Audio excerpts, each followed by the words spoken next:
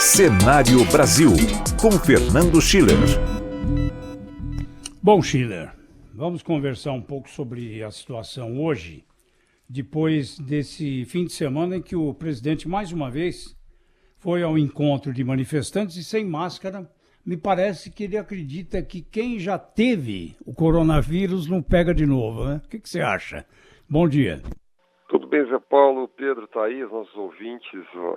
A consequência dessa divulgação da sexta-feira, na minha visão, a consequência política disso é uma só. A polarização política do país voltou 2, 3 semanas para trás. Quer dizer, eu diria que todo o sistema político voltou ao clima que estava mais ou menos na época dessa reunião, que é um mês atrás. A gente conversou aqui no sábado, né? E esse é um ponto que para mim é o mais importante do ponto de vista político. Quer dizer, o país vinha fazendo um certo esforço de convergência, né? Nós tivemos aquela reunião quinta-feira de manhã, um clima amistoso, foi bem preparado, os governadores se reuniram antes, decidiram não provocar o presidente Bolsonaro. O presidente Bolsonaro decidiu não provocar os governadores, né? Foi feito um acordo grande para aprovar o modelo de ajuda da União para os estados, enfim, a contrapartida, foi feito aquele apelo. O governador Reinaldo Azambuja meio que assumiu um compromisso entre todos os governadores de apoiar aquele veto do presidente Bolsonaro, a extensão, né, do não congelamento de aumento de salários para categorias profissionais. Enfim, a coisa estava começando a entrar num certo rumo, e aí é interessante, né? É uma coisa curiosa, você tem uma imagem de um mês atrás. Eu até brinquei dizendo, como o casal, aquele que briga em casa, né, depois faz as pazes, demora 1, 2, 3 semanas, a duras penas, aí por alguma razão vem uma mensagem do celular de um mês atrás e volta toda a confusão. Então é ruim isso para o país, né? E eu acho que a partir daí você tem um incentivo, né? O presidente Bolsonaro poderia recuar dessas posições, ele acaba se escondendo atrás disso, né? Ele acaba procurando a sua base, quer dizer, ele percebe que os 30%, esses mais radicalizados, no fundo é a bacia de poder que ele tem, né? Então é ruim isso. O governador João Dória reagiu de maneira muito violenta, rapidamente, então quer dizer, eu acho que o clima azedou e voltou um pouco para trás, hein? Ô Schiller, é o Pedro, bom dia. Nós conversamos aqui na Rádio Bandeirantes, né, no fim de semana, com o ministro Marco Aurélio Mello, e ele teve até claro que defendeu a saída do ministro da Educação, né, afinal de contas, ele é integrante da corte, foi xingado de vagabundo, né, pelo ministro durante a reunião, mas ele trouxe ali uma certa ponderação, né, para o momento, né, não partiu para o ataque, né, como podia se esperar até no dia seguinte da divulgação desse trecho importante aí da reunião ministerial. A maior prova, essa vai ser a maior prova para o funcionamento das instituições do Brasil, depois da divulgação desse vídeo, se a gente conseguir superar rapidamente, né, essas mágoas e o que foi dito ali naquela reunião, é a maior prova de que as instituições estão fortalecidas no Brasil? Olha, Pedro, se tu me permitir até fazer um comentário sobre isso, nós tivemos semana passada uma decisão muito interessante do ministro Barroso, do Supremo, que colocou no colegiado aquela decisão sobre a MP 966, que era a MP sobre a questão de controle público, né, qual é a extensão da liberdade dos gestores de tomarem decisões em situação de risco como a pandemia, e era uma decisão delicada para o governo, muito delicada para o país, eu diria, né? E o ministro Barroso, que poderia ter decidido de maneira monocrática, colocou no plenário, né, do Supremo. E foi uma decisão coletiva feita em 2 dias. Isso já no espírito da carta que o próprio ministro Marco Aurélio mandou ao presidente Dias Toffoli 2 semanas atrás, a gente comentou aqui, dizendo o seguinte: temas sensíveis que dizem respeito a outros poderes, né, intervenções ou impugnações de decisões, seja do Legislativo, do Parlamento ou do Presidente da República, deveriam ser tomadas pelo plenário, para que não ficasse, digamos assim, estritamente na cabeça de um dos 11 membros do Supremo Tribunal Federal, né?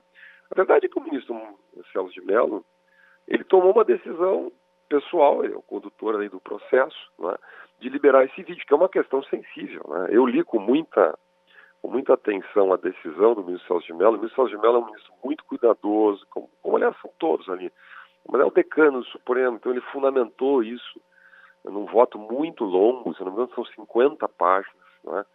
E ele diz, olha, tem o princípio da transparência, ele achou que dizer que qualquer cidadão pode requerer, tem a prerrogativa de saber de atos de interesse público, né?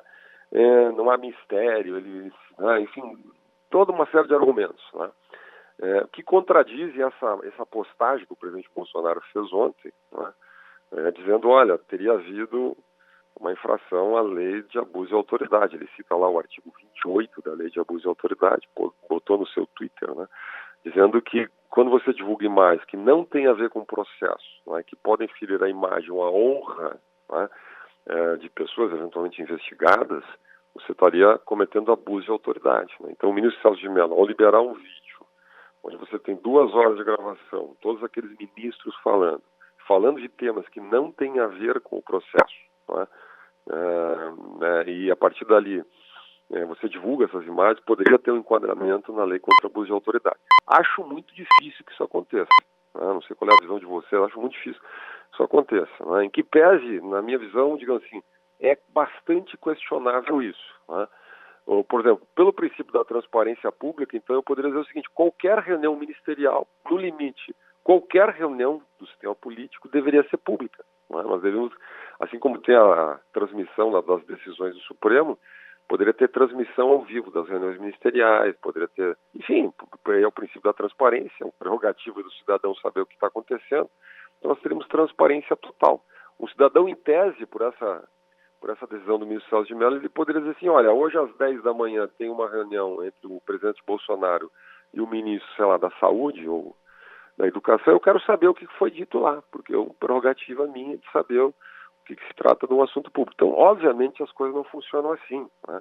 Quando o ministro Celso de Mello divulga essas imagens, ele teve a intenção clara de expor aquela, digamos assim, aquela situação para o país inteiro. A Procuradora-Geral da República foi contra. A PGR, a Procuradoria-Geral da República, diz o seguinte, que a divulgação fere a expectativa legítima das partes de confiar no próprio protocolo do Palácio da Presidência da República, de que aquelas falas ali seriam preservadas, né? E a partir daí você tem uma espontaneidade, você tem mais liberdade para dizer as coisas de uma certa maneira. Não estou entrando no mérito, eu acho que cada um tem que ponderar, nosso ouvinte é adulto, ele sabe ponderar essas coisas, né? Mas, digamos assim, não é tão tranquilo assim, né, essa decisão. Eu acho que haverá aí essa é uma estratégia hoje da Presidência da República, né, de desqualificar essa decisão do ministro Celso de Mello. Acho muito difícil que prospere qualquer tema aí sobre abuso de autoridade. Agora, se as instituições vão sobreviver, eu não tenho nenhuma dúvida, Pedro. Eu acho que é mais uma oscilação, é mais uma turbulência que nós vamos passar, né? A grande questão continua sendo a mesma. Houve ou não cometimento de crime de responsabilidade?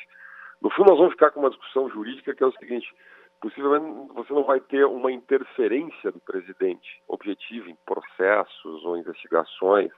Você vai ter a intenção, né? Ele mesmo disse, olha, tinha intenção de saber se não tinha sacanagem, tinha intenção de saber se não ia sofrer alguma chantagem, né? Então ele tem a intenção de.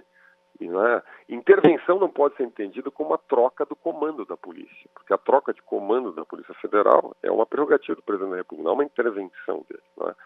Então, no fundo, nós vamos ficar na questão da subjetividade do direito, né? Se você interpreta o direito de maneira mais aberta, as intenções, enfim, a narrativa, a cronologia, a coerência dos fatos, né?